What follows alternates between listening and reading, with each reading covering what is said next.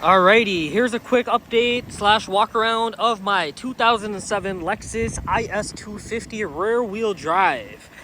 So I'm just gonna touch up on things that I've done to this car and let you know what is left and potentially what I may do if I keep the car.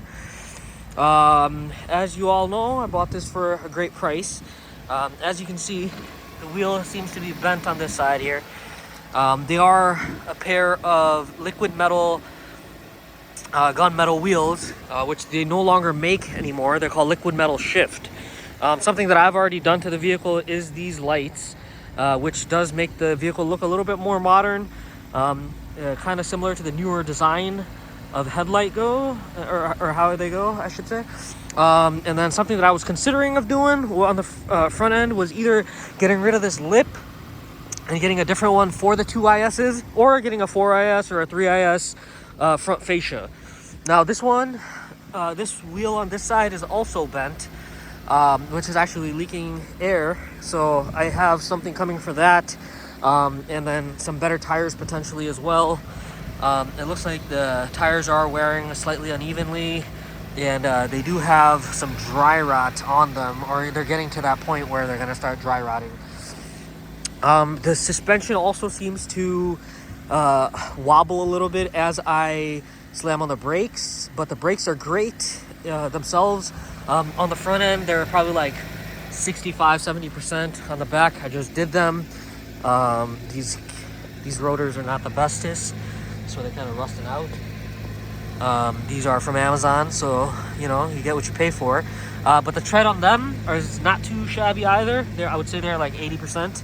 The back wheels are in great shape. The tires are mismatched all around, so that is something that bothers me. I've stated that previously, but I'm going to be putting a thinner size of tire just because I have them, and they are Michelin's. They're going to be 235s all around, so I will be able to rotate my wheels and tires.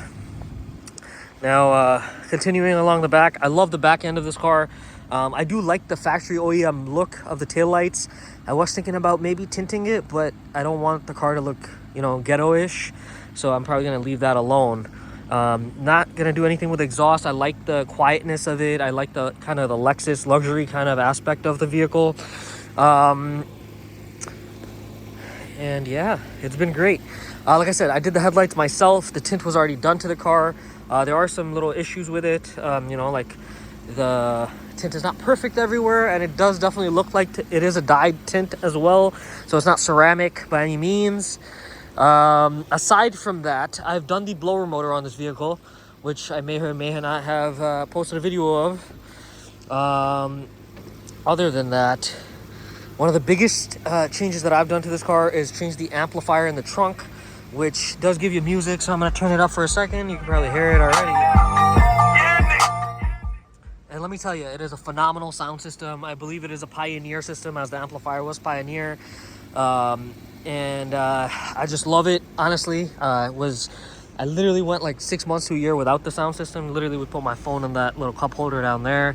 As far as the quality and the, you know, the vehicle holding up to the test of time, it definitely does. Obviously it is a low slung vehicle, so you know, this area of cushioning is getting a lot of wear on it, but it is holding up. Obviously there's some cracks in it. Occasionally I will use a brush, some interior cleaner to get all the dust and grime and all that kind of stuff off, and then use a conditioner. It is genuine leather, so that's why I like it. Car is kind of small, so that's the downside of it. It does have a sunroof. And then obviously the wear and tear you can kind of see on the interior. You know, a chunk of the door handle is missing. Aside from that, we're at about 161,000 miles now. So I've owned this car for 4,000 miles. And I can honestly say that it is great.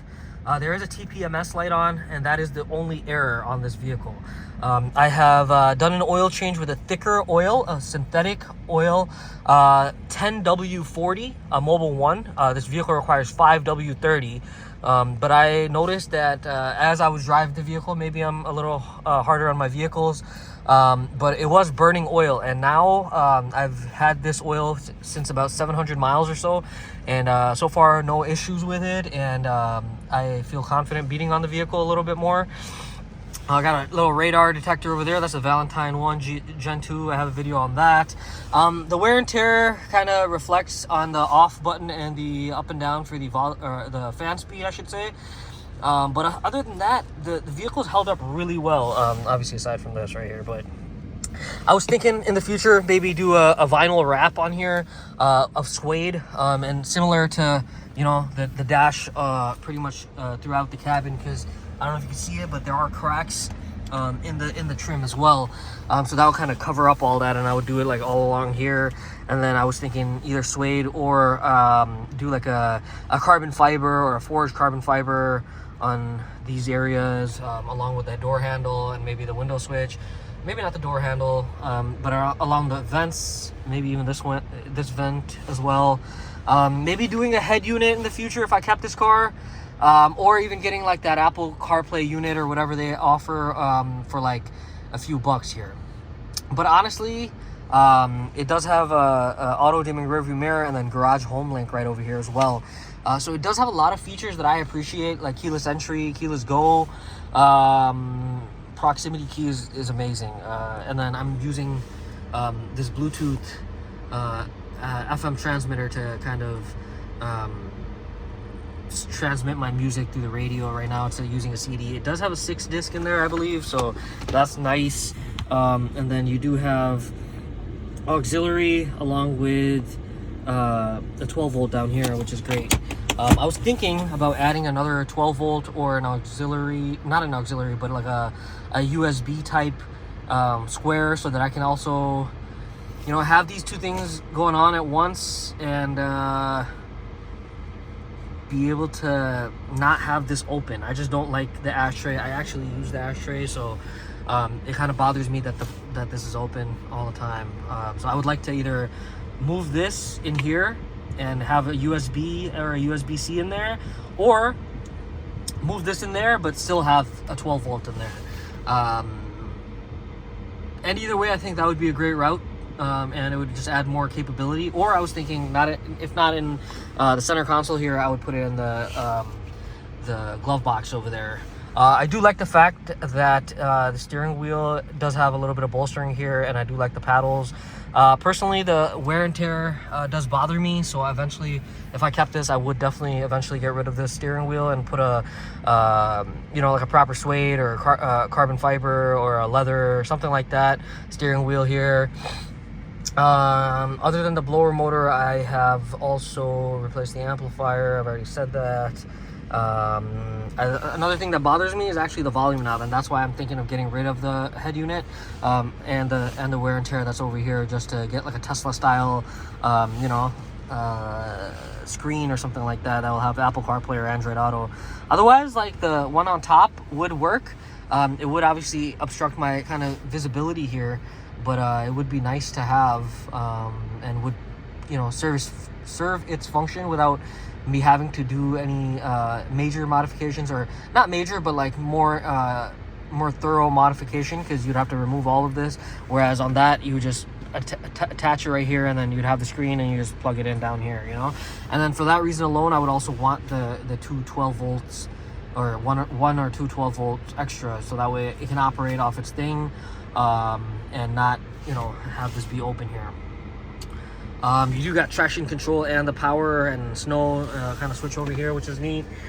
This car is real base, so it does not have heated seats, which would generally be located right over here, along with ventilated seats. It does not have a rear shade either, but I do like this little feature right here. You can set up a tachometer, rev limiter, and then a speed indicator as well. So with the speed indicator, you can actually get it to go from orange to red. So I have my orange set at about like 76 to 80 miles an hour, somewhere between there, and then the red is actually around like 110 or something of that nature, or 100 miles an hour.